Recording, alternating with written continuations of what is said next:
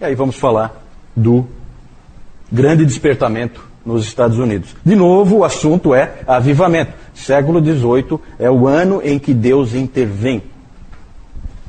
Ele faz a igreja morre em todo lugar. Ela era plenamente ortodoxa, mas ortodoxia só não basta. Precisa ter a vida de Deus na alma do homem, para usar o termo do livro do Scougal. Grande despertamento nos Estados Unidos. Aí, com certeza, a grande figura é George Whitefield, que é inglês, mas foi o grande catalisador do que aconteceu nos Estados Unidos. Não sozinho, evidentemente que aí nós temos outros grandes nomes, sendo que o principal deles é Jonathan Edwards, que nós vamos falar dele daqui a pouco. Mas, no início do século XVIII, nos Estados Unidos, a coisa também estava difícil. O Jonathan Edwards disse que naquela época havia uma espécie de sonolência. Sonolência. É a ortodoxia morta, né? Se manifestando. Ele fala que quando ele chegou em Northampton, onde ele foi pastor, ele observou uma grande falta de compromisso nos jovens, descompromissados com a palavra de Deus, totalmente apáticos em relação a todas as coisas de Deus. O nível da igreja, vocês podem imaginar como era, por meio desse Halfway Covenant, aliança do meio caminho. O que é essa aliança do meio caminho? Olha só que ponto que chegou a igreja. A aliança do meio caminho é o seguinte: as igrejas da Nova Inglaterra, nós estamos falando aqui nos Estados Unidos, certo? Estados Unidos, ali o nordeste dos Estados Unidos, a Nova Inglaterra. A igreja fez o seguinte: as igrejas, elas entraram em aliança e combinaram esse esquema aí. Qual é o esquema? Elas permitiram que pessoas que fossem decentes na sociedade, não os depravados e coisas assim, mas pessoas decentes, corretas, mas que não professavam a fé cristã, eles permitiam que essas pessoas batizassem seus filhos nas igrejas e participassem da ceia do Senhor. Meio caminho, né? O indivíduo é assim, ele é quase crente. Quase crente. Né? Aquela velha ideia de que cristianismo é moralidade. Certo? Não é, nunca foi, e na verdade é exatamente onde John Wesley estava indo. Ele não usava a justiça de Cristo, estabelecia a sua própria. Isso é moralidade. Estabelecer a sua justiça é moralidade. Cristianismo é justiça de Cristo. Então, olha só o nível em que a coisa estava. Aí você imagina os problemas que isso causa. Você tem a igreja cheia de gente que não é convertida, nunca foi, não professa a fé cristã. A ceia do Senhor começou a ser considerada cada vez mais uma ordenança convertedora. Então, o indivíduo vem, digamos aqui na nossa igreja, ele não é cristão, ele não professa a fé cristã, mas ele faz parte da sociedade, ele quer participar da igreja, como é muito comum, mais ou menos como é frequente acontecer com o nosso catolicismo aqui, o catolicismo no Brasil. É importante que o indivíduo esteja na igreja. Se ele acredita ou não faz a menor diferença. Ele tem que estar na igreja por uma questão social. E ali acontecia isso, só que era uma igreja protestante. E então vocês imaginam o problema que era isso aí. Ele vinha, ele participava, se ele tomava a ceia, estava convertido. Essa era a ideia. Certo? Não é mais o batismo que simboliza a salvação, é a ceia. Né? Porque batizar ele não vai. Mas participar da ceia, sim. Então o clima era ruim, era difícil. Um historiador moderno colocou assim: na terceira década do século XVIII, primeira década, 1700 a 1710, 1710 a 1720, 1720 a 1730, terceira década, 1720 a 1730. Na terceira década do século XVIII, o calvinismo havia perdido seu trovão. Sua visão da existência humana como um grande e impressionante drama foi ofuscada pela ideia de que a natureza é benigna, o homem é racional, a salvação é virtude moral e boas obras, e Deus é a benevolência universal. Típico liberalismo teológico. Típico. Harvard tinha caído completamente no liberalismo teológico e Yale estava apavorado porque estava caindo também. Até os diretores de Yale correram para botar a confissão de fé de Westminster para os estudantes estudarem. E William Ames, puritano William Ames, os livros dele para eles estudarem também, mas não adiantou muito não. Também Yale tinha se perdido para um liberalismo teológico.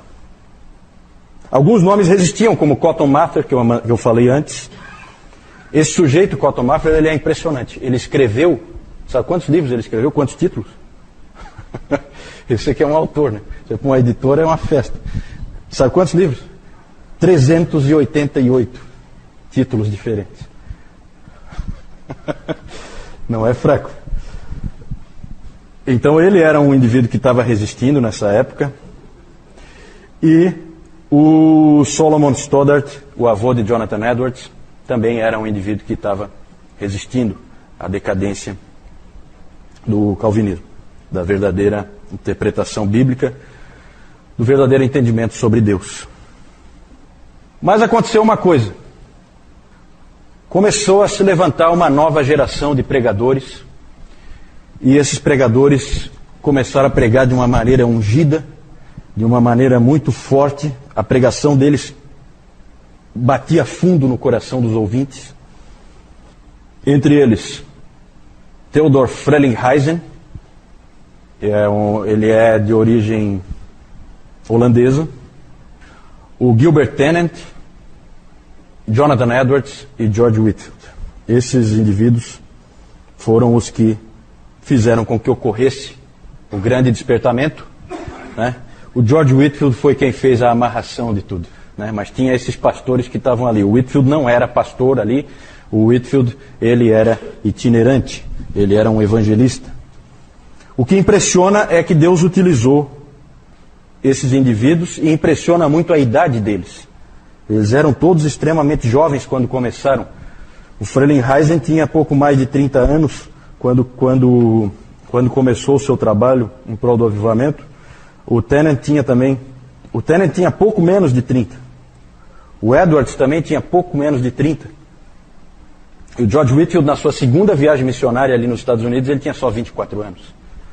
Então esses indivíduos, realmente, Deus usou indivíduos muito jovens, impressiona isso, para fazer a obra. George Whitefield, vamos falar um pouquinho dele. Fiquei muito contente que a editora Pes traduziu um livro que eu há muito tempo queria, porque muita gente fala desse livro, e eles traduziram George Whitefield, do Arnold Dallimore. Eu já tinha lido uma biografia do Dallimore, que era a biografia do Spurgeon, que eu acho que não tem traduzida, e esse aqui agora já tem traduzido, George Whitefield, não li ainda, mas vale a pena conhecer melhor esse grande homem de Deus, grande evangelista.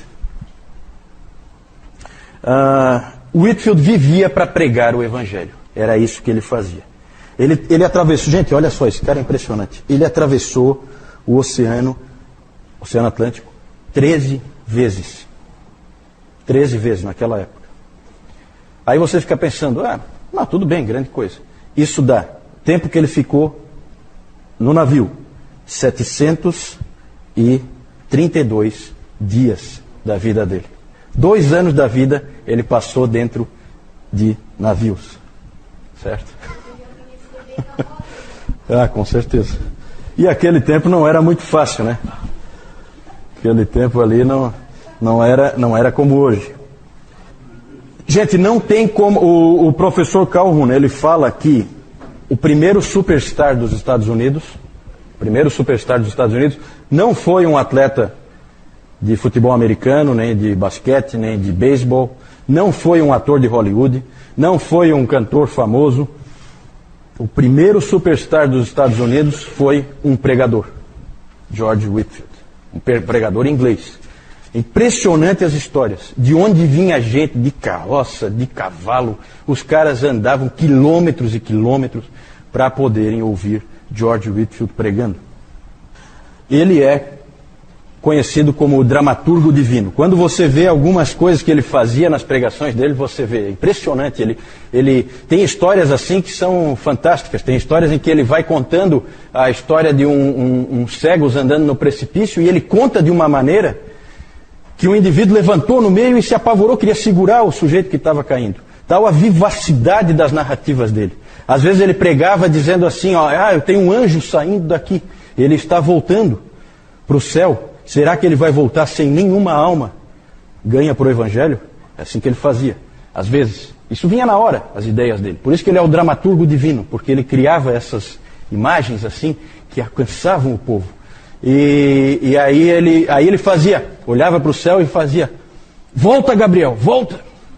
Tem uma alma aqui, querendo que tu leves a mensagem de que ela se entregou para o Senhor Jesus Cristo e nasceu de novo. Nascer de novo é a grande mensagem. Nascer de novo é a grande mensagem de George Whitefield. Novo nascimento. Foi isso que Deus disse para ele quando ele leu o livro do Scougal. E era isso que ele pregava. Isso é novo. Isso é novo. Né? Daqui a pouco eu vou falar um pouco mais sobre essa questão aí do novo nascimento. O próprio filósofo David Hume, empirista, totalmente descrente, né? Ele foi visto uma vez se esgueirando no meio da multidão para ouvir George Whitefield. Aí alguém estranhou aquilo, né? Poxa, um indivíduo totalmente ateu, iluminista, né? Como é que vai ouvir um pregador do Evangelho? E aí a pessoa estranhou, essa pessoa estranhou e perguntou para ele, você não crê no que ele está pregando, crê? Aí o David Hume respondeu assim, eu não, mas ele crê. Então ele queria ouvir um indivíduo que realmente conhece a verdade. Ele morreu em Massachusetts em 1770. Morreu nos Estados Unidos, por isso que não deu 14, deu 13 viagens. Né? Teve uma que foi só de ida. Lembre-se sempre que ele é inglês. O impacto de George Whitefield é gigantesco. Conversões. Novo nascimento era a ênfase dele. A mensagem evangélica passou a ser, você precisa nascer de novo. A mensagem de João 3. E ele pregava isso num contexto calvinista, toda a doutrina dele calvinista. E o interessante é que, com isso, formou-se um novo conceito. O evangelicalismo. O evangelicalismo. O que é isso? É assim, não é mais... O mais importante não é mais eu ser membro da igreja X ou Y, mas é eu ter nascido de novo, independente da igreja onde eu estou. E o meu irmão é o indivíduo que nasceu de novo, não necessariamente o indivíduo que senta do meu lado na igreja. Eu sei que aquele indivíduo que nasceu de novo, esse é meu irmão. Mesmo que eu seja um batista e ele seja um presbiteriano, ou ele seja um metodista e eu seja um anglicano, isso não importa. Essas barreiras foram muito derrubadas por George Whitefield. Tem até uma história, uma famosa história de uma pregação que o Whitefield fez, em que ele perguntava assim, é o dramaturgo divino, tá? Ele perguntava assim, olhava para o céu, Pai Abraão, quem está aí contigo no céu? Algum episcopal por aí? Resposta, não, nenhum episcopal. Haveria algum presbiteriano? Nenhum presbiteriano. Então talvez poderia haver aí algum independente ou dissidente? Não temos destes aqui também. Algum metodista então? E o Whitefield se considerava metodista. Né? Não. Então quem você tem aí com você? Aí o pai Abraão respondeu, nós não conhecemos esses nomes aqui. Todos que estão aqui são cristãos, crentes em Cristo, homens e mulheres que foram purificados pelo sangue do Cordeiro. Aí o Whitefield parou, olhou para baixo de novo e falou assim, é mesmo? É assim? Então que Deus nos ajude. Deus nos ajude a esquecer todos esses nomes de partidos e a sermos cristãos de fato e de verdade. Esse é o impacto. Esse é o evangelicalismo. Certo? Nada de partidos. Nascer de novo. É isso que precisa. Só que isso parece que isso aí seria uma coisa que uniria os cristãos, né? O problema é que não une porque justamente você tem as igrejas cheias de pessoas que não nasceram de novo, certo? E na verdade então toda a pregação de Whitefield e o avivamento, o grande despertamento nos Estados Unidos, provocou divisão em praticamente todas as denominações. Entre as novas luzes e as velhas luzes, era assim que se chamava, né? Quem concordava com as verdades que estavam sendo pregadas por Whitefield, Edwards e outros, e quem não concordava achava que do jeito anterior era melhor. Então isso aí sempre costuma acontecer. Outro efeito de George Whitefield e do grande despertamento foi a chamada democracia espiritual, num bom sentido. Depois nós vamos falar de uma democracia num sentido ruim. Essa aí num bom sentido. Todas as pessoas são iguais perante Deus. George Whitefield pregava para todo mundo. Tem relatos maravilhosos de escravos que amavam esse homem. Ele nunca fez trabalho para acabar com a escravidão, mas eles amavam ele. Os escravos diziam que entendiam ele, entendiam a pregação dele, entendiam a mensagem. Ele pregava para todas as pessoas, para ele não tinha distinção. Todas as pessoas eram iguais para ele. Então, isso é que é a democracia espiritual. Não foi sempre assim. Um escravo, para muita gente nas igrejas, era considerado subgente. E não precisava de conversão, não precisava de nada disso. Para George Whitefield não existe isso. Precisa ser alcançado, precisa nascer de novo, como todo mundo. Como os reis e rainhas também precisam. Todo mundo. Nessa época, muitas escolas foram fundadas. O famoso seminário de Princeton foi fundado em 1746. Dizem, reza a tradição, que Princeton foi fundada porque David Brainerd foi expulso de Yale. Certo? É isso que dizem. Como ele foi expulso de Yale, fundaram Princeton por causa da revolta com o Yale. Né? O David Brainerd foi expulso de Yale por criticar um professor de lá.